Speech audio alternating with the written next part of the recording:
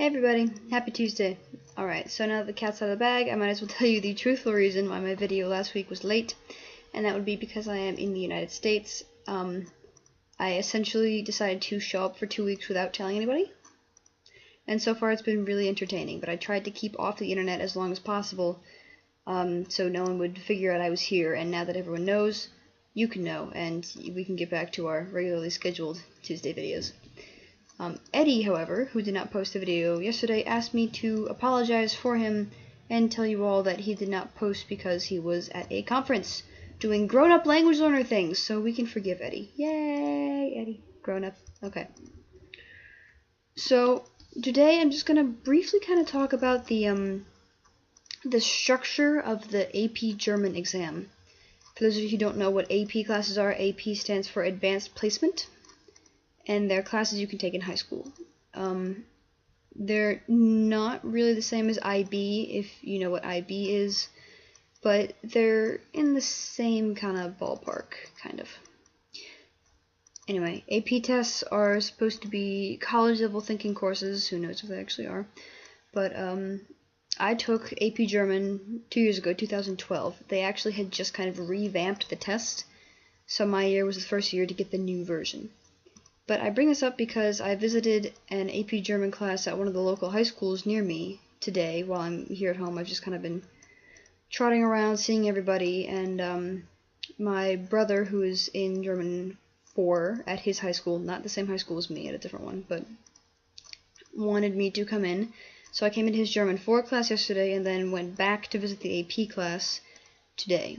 And I watched them as they were prepping for their exam. They prepped for the persuasive essay.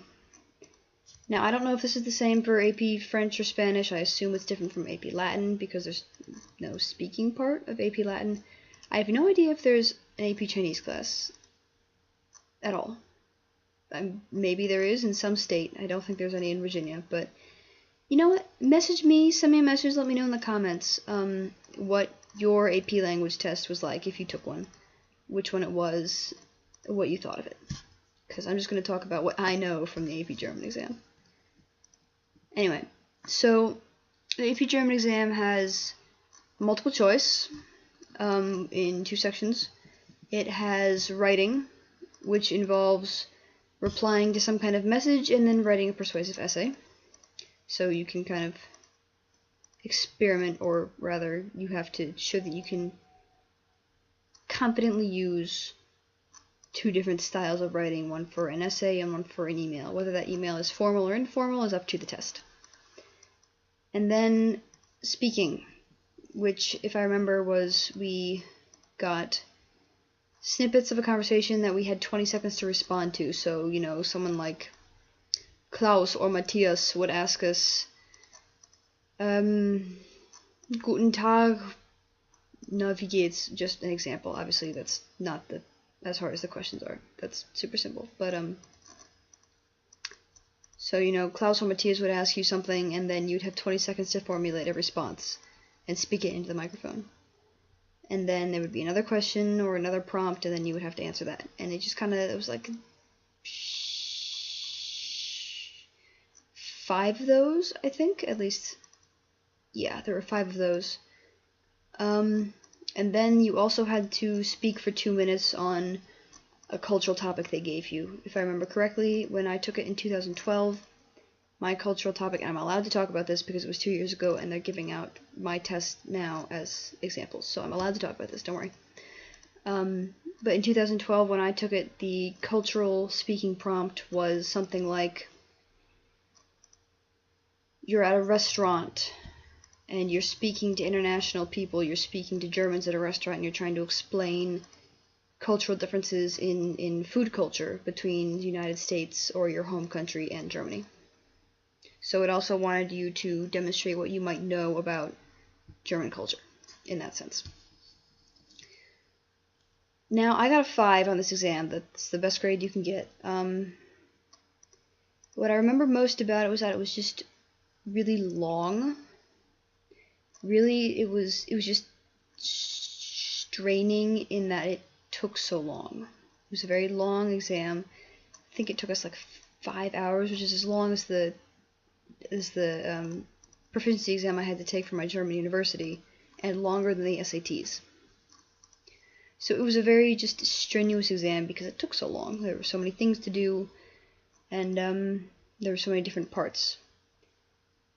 The one thing I really did not like about it were the multiple choice questions. The ones we took were a little just kind of weird, kind of fuzzy. Everything else was very clear cut. You knew what you had to do. You knew what was expected of you. And so long as you were at a sufficient level of German, you'd be able to handle yourself decently well. The multiple choice questions, though, were a pain in the ass, because some of them were very inconsistent, is what I'm saying. Some of them were stupid easy. Some of them you would look at the question and be like, I've never heard of this before in my life. And some of them were like right at the level you expected them to be at an AP level test. Like you've been taking this language for at least 4 years, because some schools only have AP German after year 4. My school had it after year 6.